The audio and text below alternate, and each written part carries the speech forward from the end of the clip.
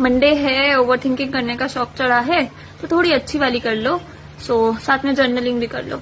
I am sharing the 2 cards, ठीक है। अभी मैंने निकाले हैं पाइल 1 पाइल 2 कार्ड, मुझे शौक चढ़ा है तो this is the pile 1 and this is the pile 2। Just choose yours, okay. Take ground yourself and choose your card, ठीक है। पाइल 1 का देखते हैं। It's time to focus on your health. Movement, body movements करने की जरूरत है, practically मैं बता रही हूँ। और क्वेश्चन है जर्नलिंग का, how can I be healthier. Yes, मेरे फर्स्ट डेक में से मेरा फेवरेट डेक है, because first star forever loves, you no.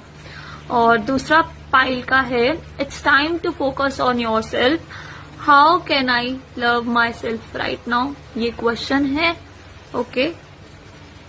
Tell me how you can love yourself right now.